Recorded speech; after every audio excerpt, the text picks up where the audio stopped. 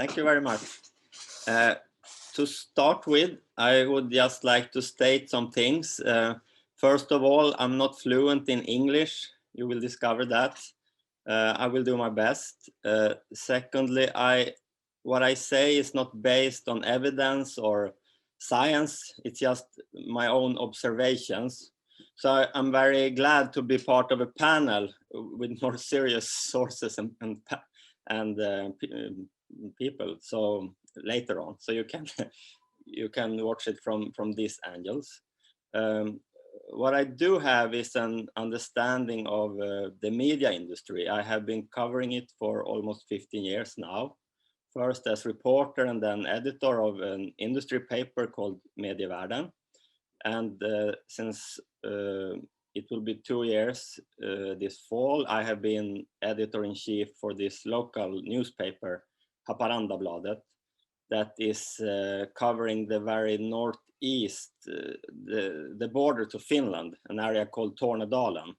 So we are a very local newspaper, but I still cover media as media columnist in the Swedish daily Svenska Dagbladet. So I have not left that commenting function. And the reason I think I speak here today is my last year in Medievärlden, I wrote several texts about the problems with reporting on climate change.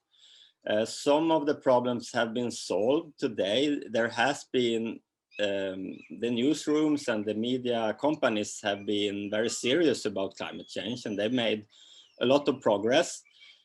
So today I want to speak particular about one of the maybe hardest problems to solve, because it's a human problem and it's a news problem. And that is how do you cover business as usual?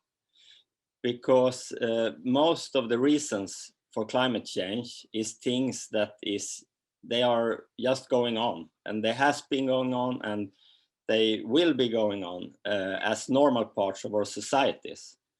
And if you compare it to other things, if you compare it to a terror attack, for example, that is easy to report because it is a crack in business as usual. It's even an attack on business as usual. So this is what media normally do, covering those things. The problem is to cover the things that is business as usual.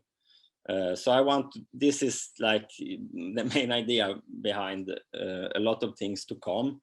And I have made also divided the coverage in different types. I will talk about that later. First, I want just to mention two problems following this first problem with business as usual. And the first is that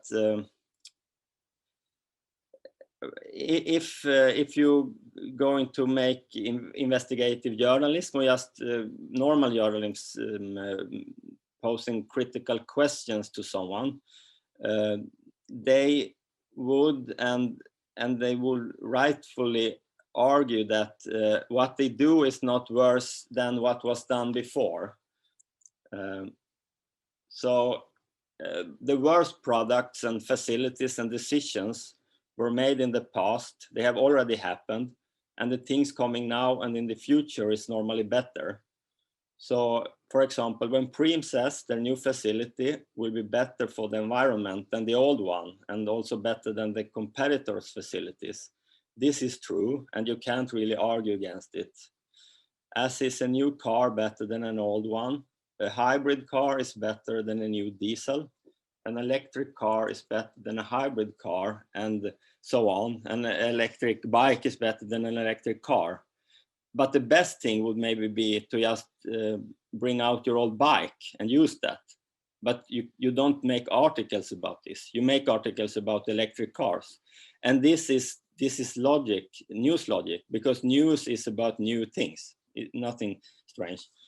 The other problem is that everything can and will be kind of divided into small parts and could be compared in every different way to make the things you do look less dangerous for climate. So everybody except maybe China could say that their industry, company, or country is just a tiny part of the problems, because there are so many actors that should be held accountable for climate change. And in the end, no one in particular can be. Everything, yeah, I said that. And even China could compare carbon footprint per person instead, which makes other countries looking worse. And I think, because this is one of the things, I guess we will discuss later, but I think this is one of the things that science and researchers can help media and journalism in contextualizing and putting things in context. And that goes both ways, but I will talk more about that later. This was kind of the introduction. So I made myself, I divided the coverage of or reporting on climate change in 4 types. And it's not the perfect division, I just made it. So it could be more types and they could be made differently, but here they are. And why I did it is because they have different kind of challenges. So it's not useful to talk just about climate change reporting as a whole, because it is so different. If we start with the first one, reporting on consequences, and what I said earlier about terror attacks, for example, a lot of, or some of the consequences of climate change is things that really is a crack in business as usual, like forest fires, flooding, and rising sea levels. So in this case, media is well prepared to cover it, and they do a good job. And this is also maybe the lowest hanging fruits for, like, or has been for the new, like, climate special editions or climate special reporters, that this is the kind of reporting that they start with, and they do it. And I mean, this is a kind of journalism that tabloids, for example, and television is doing very well.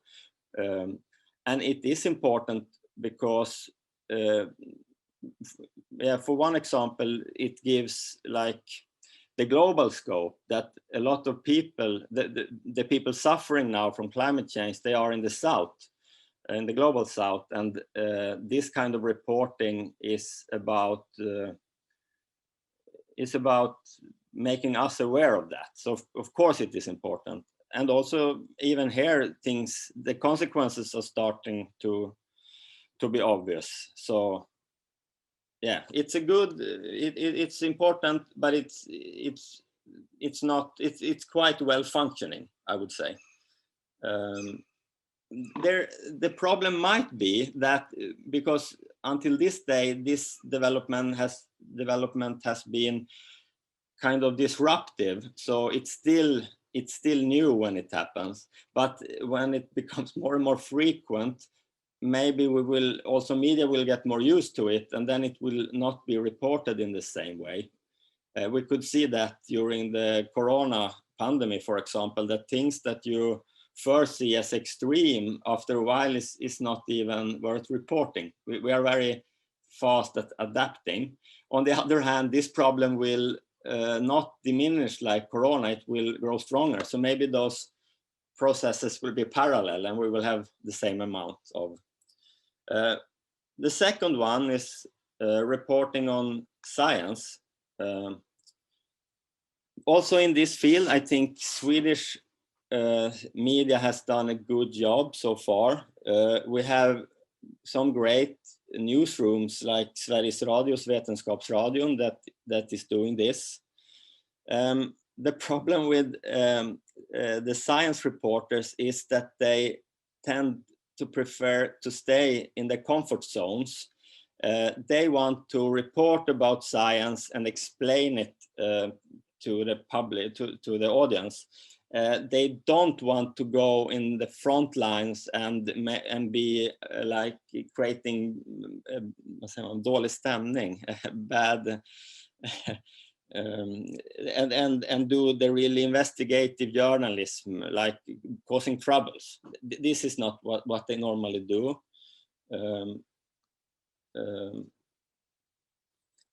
During the corona pandemic, Sveriges Radios Vetenskapsradion collaborated with the investigative journalists, and I think this is a good example on how to solve this problem. But it could also lead to the opposite, which medierna in Sveriges Radio reported that in Dagens Nyheter, the biggest morning paper in Sweden, the science desk had some kind of veto, and they stopped a lot of critical reporting from the general desk. So I think it's important that it is not the science newsroom that will keep all the others in the comfort zone. They should rather push each other to be more brave. And I will talk more about that in the my suggestions for solutions. Then we have reporting on politics. I think those special or beat reporters, or what you call them, that are working with science and climate reporting, they are good at reporting on politics that is about environment and climate, like in the EU and UN and all the national level. The problem is that the political reporters that are reporting on transport or agriculture or other kind of political fields are not so interested in taking climate change into those kind of this reporting. So yeah, that is a problem, and I will take that to my fourth case. That is that goes for journalism in general, that reporting on everything. That we have now those really strong silos of science and climate reporters in the big newsrooms, and then we have all the rest, and they are more still into business as usual.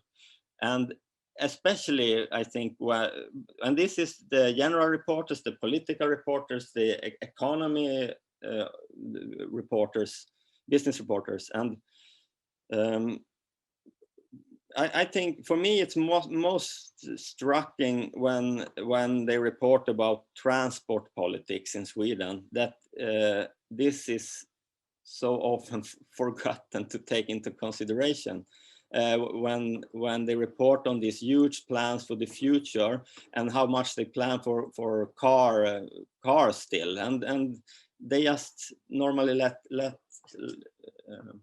them go away with it. Okay. Well, I myself have not been focusing so much on climate change reporting last year. I have been doing a lot about the corona pandemic, on the other hand, but I could see some mechanisms in play there that I see as also is the problem with the climate change reporting, and that has to do with how journalists are and how they work in Sweden, I would say. First of all, it is a bit, the people in common and journalists tend to value business as usual a little too much, and it's a bit hard to see beyond the now sometimes. Secondly, the Swedish journalists really do respect authorities. And this is a good thing because they respect science on climate change, and I think this has been part of why the Swedish media and the Swedish public is so, I mean, the denial is almost gone. I mean, if you talk about the causes and the consequences of climate change, there has been, it has been good, disrespect for authorities. The problem is that there are other not authorities som myndigheter, vad säger man? Alltså auktoriteter, är det authorities också? I mean, if a political party or like an authority like the transport authority or a company executive say something, they also respect these kind of authorities. So yes, so that the respect of authorities is both good and bad. It plays in different ways. Then there is the inability to see see those big things in the small things you report. I will try to make a very quick example of this, and it is that the local authorities that we report on, they made a prize to reward sustainability. And the first year they gave this prize to the motor meet, that is a big meetup for old cars. And everybody just report this as a positive thing because they are a positive force in the region and all this, a lot of people coming. But I mean, it is in this kind of situations you need to ask about how it is sustainable with the motor meet. And it seems obvious, but it is not obvious in the daily life in the local newsrooms that you see it in everything.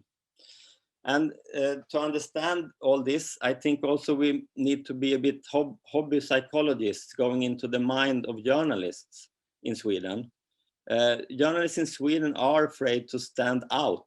They are not so much afraid to be seen as extremists, but to be seen as not serious, someone you laugh at. Make it troublemakers.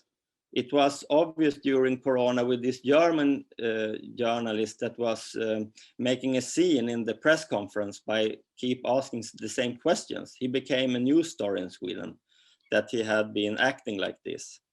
But I think this said more about the Swedish journalists than about this particular German journalist. And this is also a point I want to make, that if you take all we know about climate change into consideration, this will lead to that you will have a position as that is somehow critical to the system critical. And this is not a very comfort position to be in, especially for a Swedish journalist. No journalist want to be in that position, because you will not be seen as serious. I think this is the biggest psychological reason for this problem.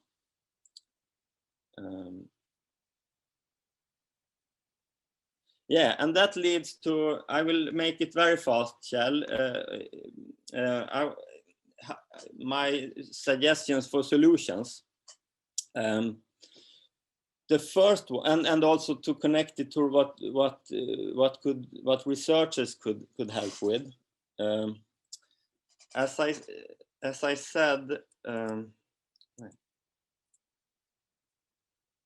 did you see the screen?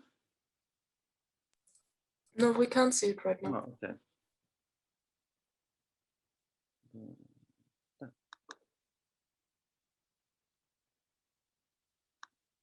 There.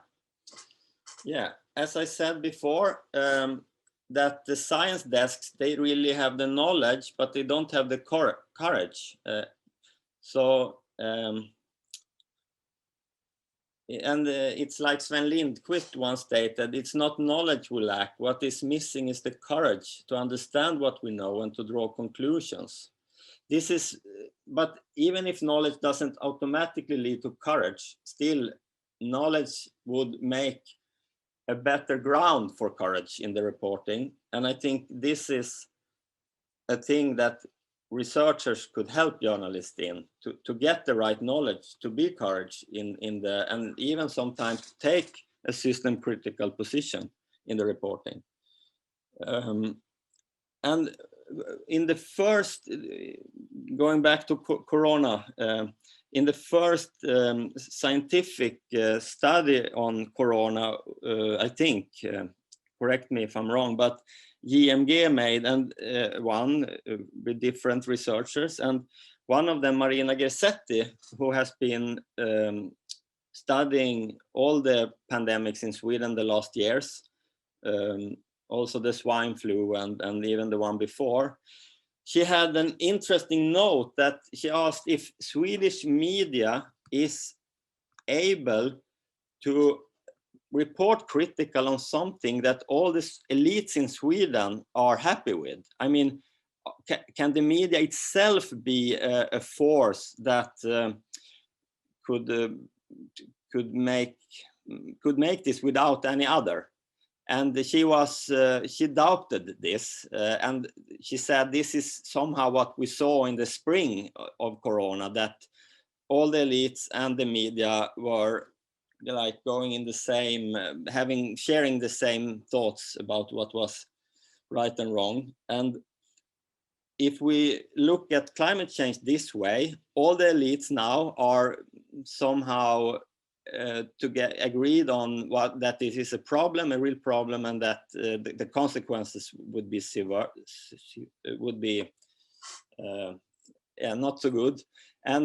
But on the other hand, we have not all the elites with us on what to do. I mean, in this system critical view on climate change, there is almost no elites that would do this. So it's very hard for media to take that point alone. But as I said, with the previous steps of knowledge building about climate change, researchers and science play that role to be the elite that the media could hang up on or lean on for this. And I think also when it comes to the solutions, that researchers could be this point for media to lean on, to be more critical in the reporting on business as usual. And I think, as I said, that contextualizing, helping contextualize is in fact a thing that is really, really hard for a journalist to do when someone comes up with all these comparisons and measures. It's hard for a general journalist or even a science reporter to put it in another context if someone has really got this. And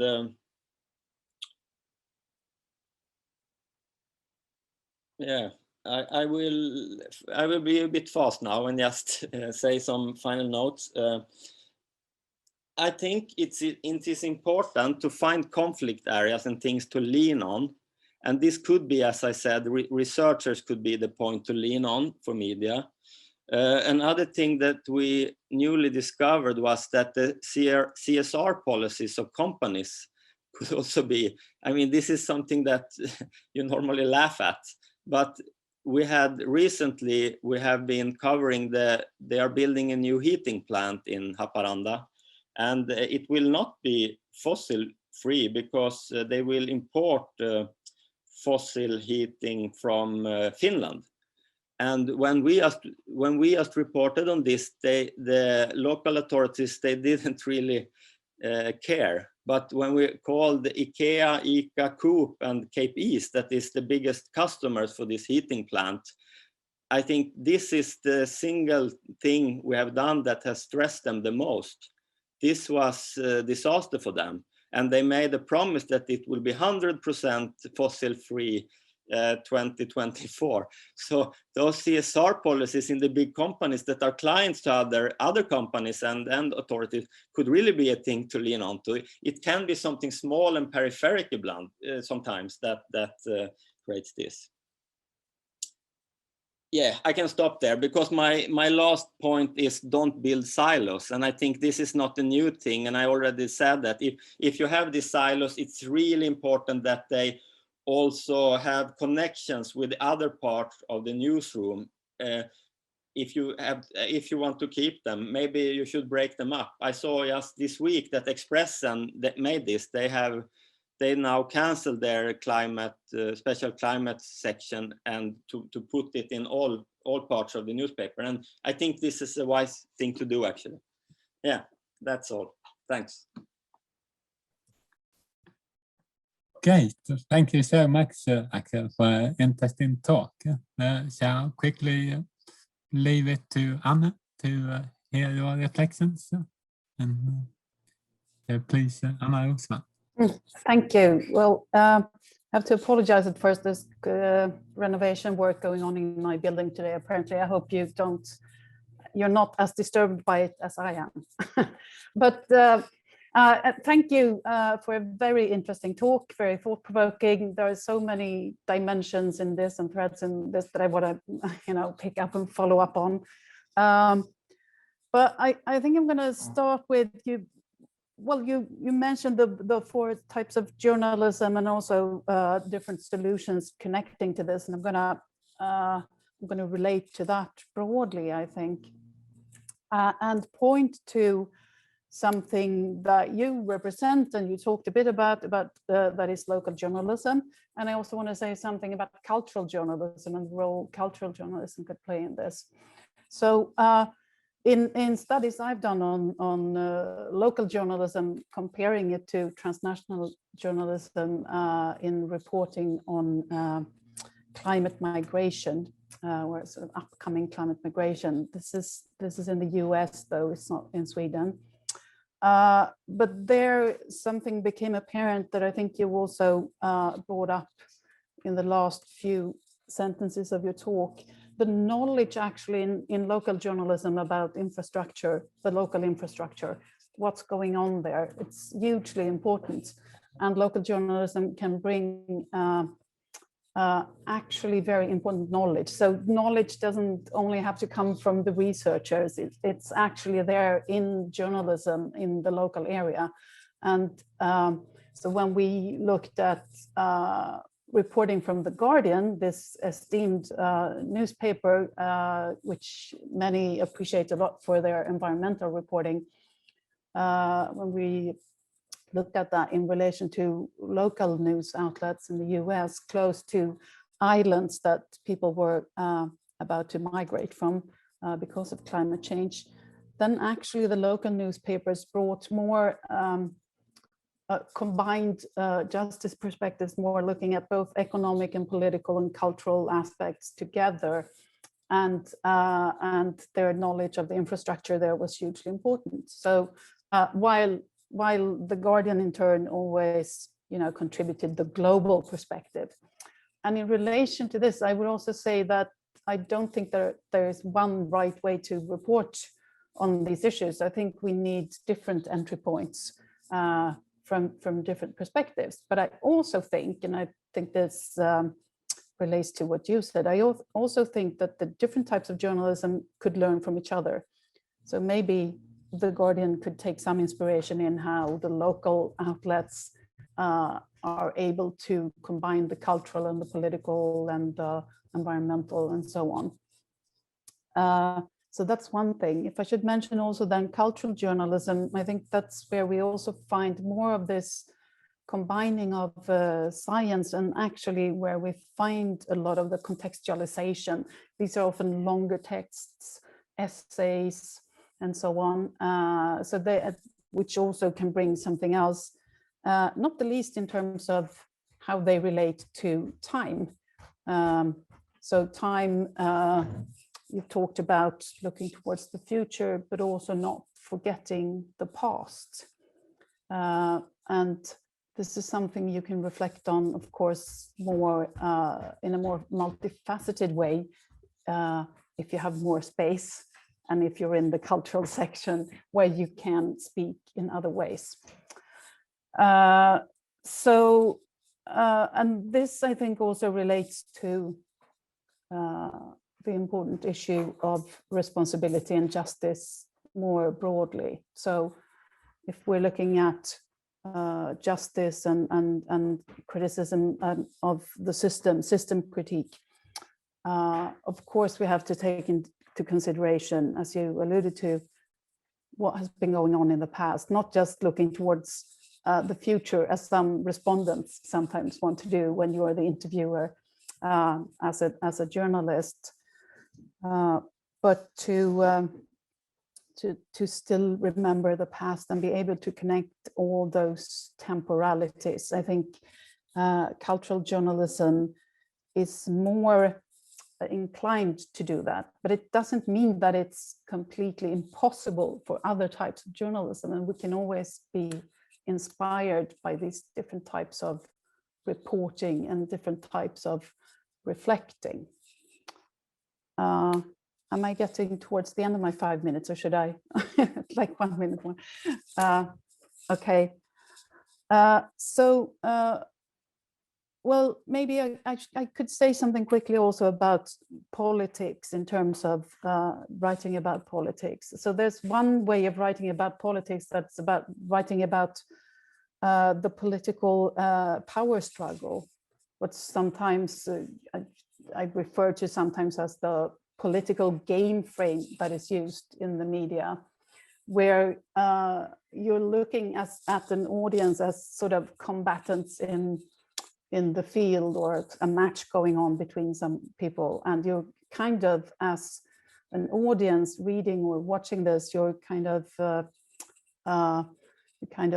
approached as though you should get the popcorn and just watch and see who's going to win among those politicians, and that doesn't create a position of possible action.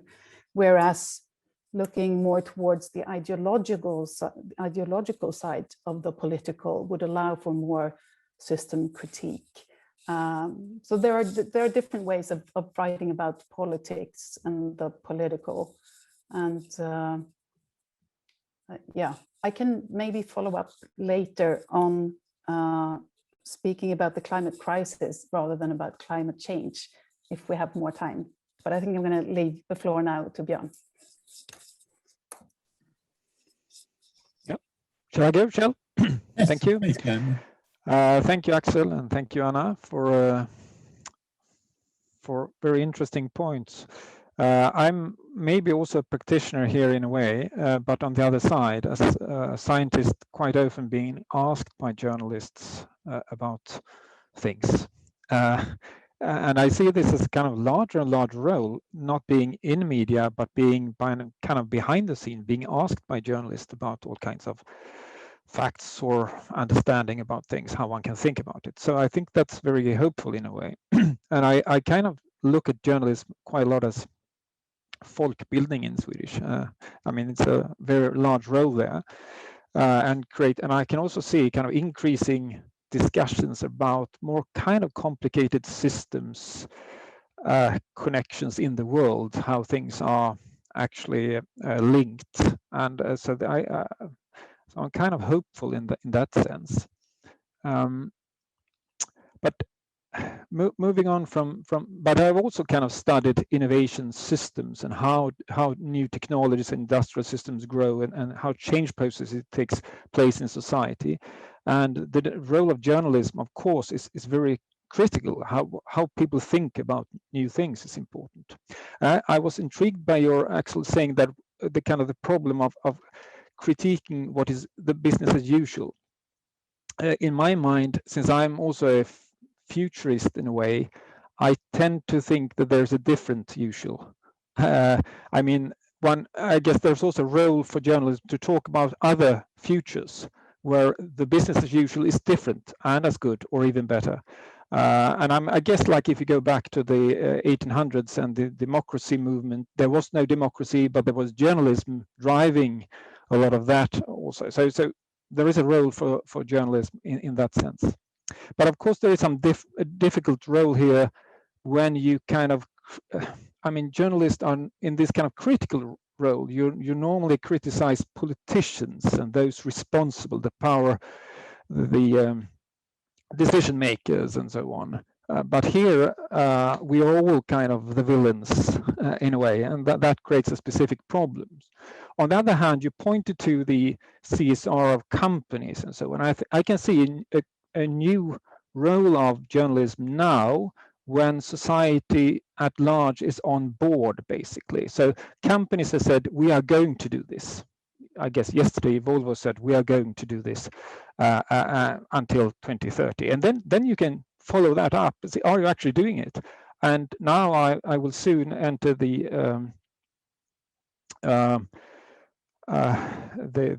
Swedish Climate Policy Council, and to follow up if the government is doing what they should to in accordance with the climate law, and there is a lot of task for journalists to follow that up. Are different authorities, different all kinds of political agents, are they actually kind of acting in line with the climate law that we now have? So that kind of shifts the possibility, I think, of making that critique without being this, as you said, this kind of outlier, this odd person criticizing the system, because the system has said this is what we're going to do. Then it's kind of more easy to follow up. Are you actually doing it? And I also agree with your point there that the kind of this deeper understanding of climate science, but also maybe technology and all kinds of systems aspects, there's a need for a deeper understanding so you can actually be critical, because it's very difficult to be really critical if you don't have the understanding. So I guess there is also maybe a need for kind of education of journalists, or I guess most journalists comes from a social science kind of a social science background mainly, and that could be a problem when you enter these kind of very technology heavy questions. So there's something to do there, I guess. So by that, I think I've used my 5 minutes, and looking forward to more very progressive journalism in this field. Great. Thank you, Björn. Thank you, Anna, for really good reflections. Do you want to respond, Axel, for a minute or two, and then we'll open up for questions from the audience, and I'll let Maria take over to moderate that. Yeah, I think it's interesting what you said, that we are actually in a new state now where everybody is on board. As I said, the way to get here was that science was supporting media and just also reaching out without media, of course, but media played a part in that. But now we are in a situation where everybody is on board, and this is where I mean that the knowledge will now be so important to sort out who is just saying that they are doing the right things and who is actually doing it.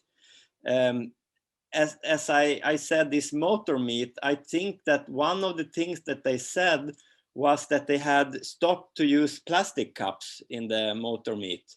And I mean, but we can take, if it would be the opposite, if it would be like a really good thing for the climate that was going on, and they had plastic cups, and they would be like the scandal. I mean, this is where, and this is a stupid example, but just to make my point, how important it is to be able to contextualize it in both ways, because sometimes it is really relevant to put it in a context and say, but hey, they have used 100 plastic cups. It's nothing. Like they have a point there.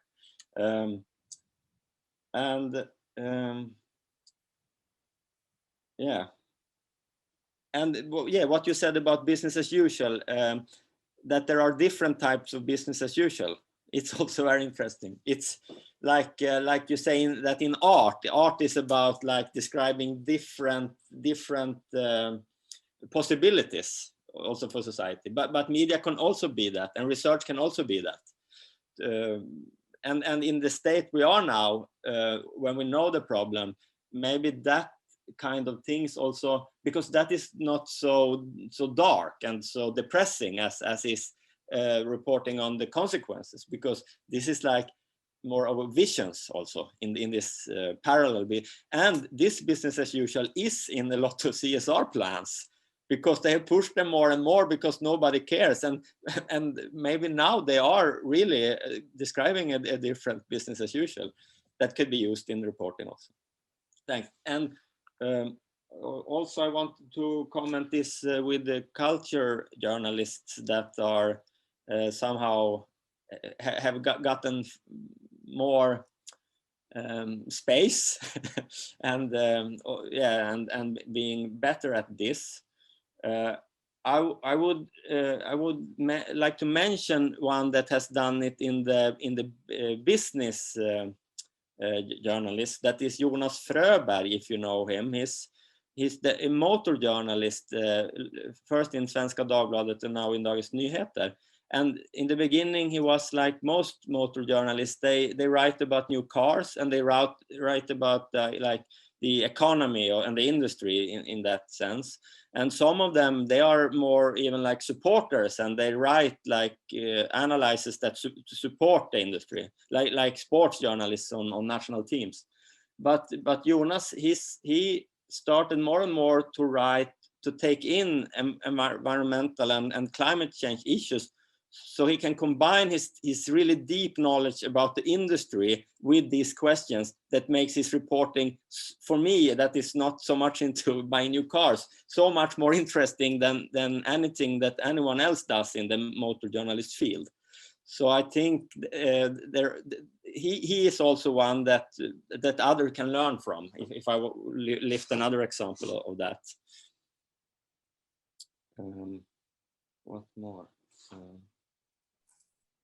Maybe we can go over to some questions from the public. Yeah. I just wanted to say that the example you just mentioned, Axel, was a really interesting example of how he is combining different like system levels, and also what Anna commented, that the local newspapers often reported more holistically than the national newspapers. I think here we also see different levels of the system that are all very important, that the transition and the reporting about it can't just take place on the national level or the local level, and we need this interaction of all different parts. So the only question we got so far was from Caroline Peterson.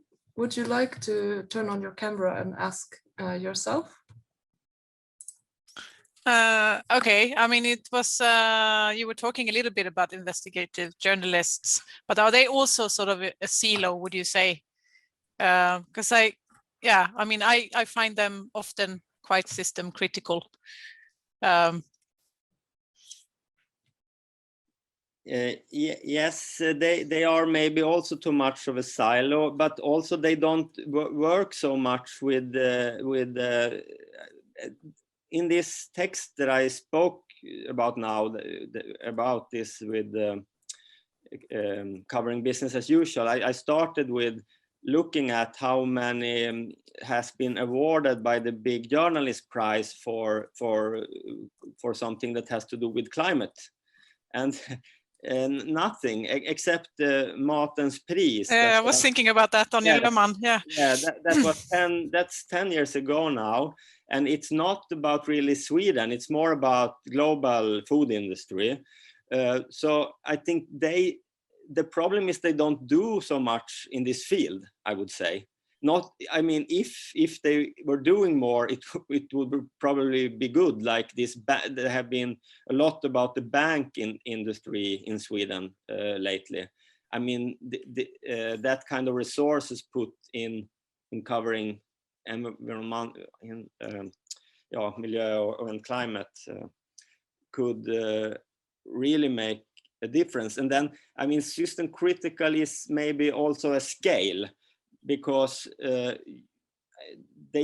I mean, there is a limit where you become too radical, of course, but I think the general problem in Sweden is that reporters are too careful to, I mean, they are on the other side of the scale. So I don't mean that they all should be like Extinction Rebellion, but they could be a bit more like some, especially when it's just based on science. I mean, so system critical, I think they could afford to be. Yeah. Björn and Anna, you raised your hands. If you also want to answer to this, or?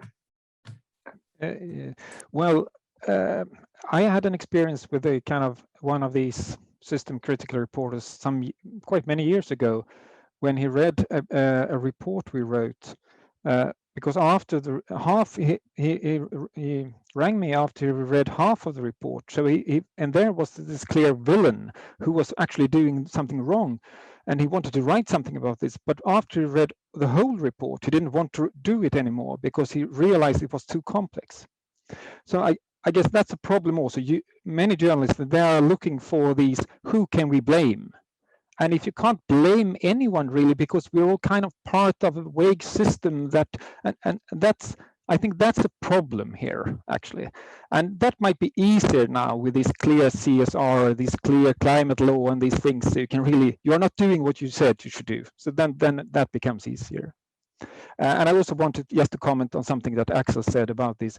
It's so easy, and some journalists like to say that, well, electric cars are actually bad because there is this report of that and that. So something that is said to be good, if they can find something bad about that, that's good journalism. And that's, I think it's a problem also in the debate. Thank you, Björn. Anna? Yes. Well, I wanted to follow up on that also by discussing that business as usual is of course different in different types of journalism. So business as usual in science journalism is one thing, and business as usual in motor journalism is one thing, to follow up on some examples you gave there. So in a problem in earlier journalism in Sweden not so long ago has been that climate change has been discussed around the big climate summits, and then either in specific climate change sections or in like the politics or foreign news section, but not for instance in the whole of the motor section that's been distributed at the same time. So that's been a problem before. I think that's changing a bit, but also it is not just about climate change. It's not, I mean, it's not, the knowledge we need is not just about climate change, but the knowledge we need is also about how the world is connected in different ways.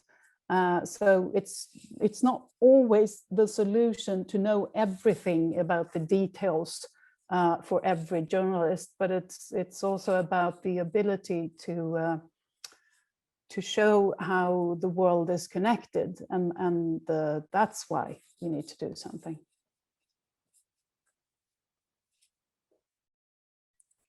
Axel, do you want to react to this in like 2 minutes, and then I wrap up shortly?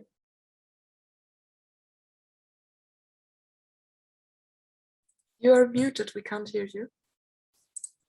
Sorry. What Björn said about that journalists, they look for someone to blame, and also they like to shoot down things. I mean, the thing about shooting down things is really something that needs to be contextualized, like electric cars, because I hear that a lot, that electric cars is worse. You know, it is something that is spreading, and I think this is a great example where research and science can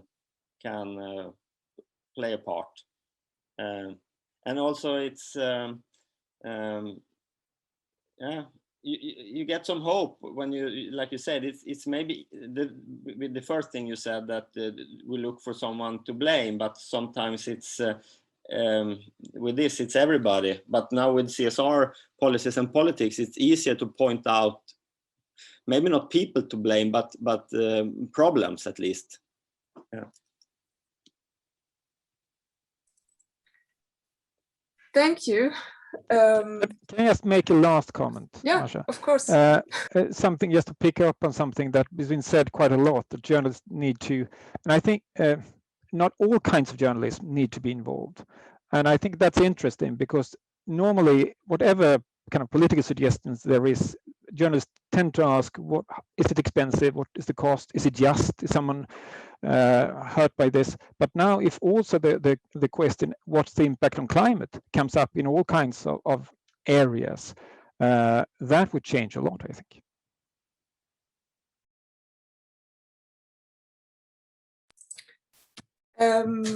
I actually was thinking now that searching for a villain or someone to blame is something that is kind of deeply rooted in our society as well, and that I experienced that in different business or work contexts, people are also trying to get away from that. That if there's a problem, what is the common solution? And in this climate crisis, different generations are blamed, companies are blamed, governments are blamed. So I think it's a challenge not only for journalism but for the whole society to be more solution oriented. And we didn't find a solution today, but I think it was a very interesting discussion. So I'm happy that we recorded it and people will be able to watch it also afterwards on YouTube. It will be online in about a week. For the future transition talks, you should check the website and you can sign up for a newsletter very soon. We are about to set this function up.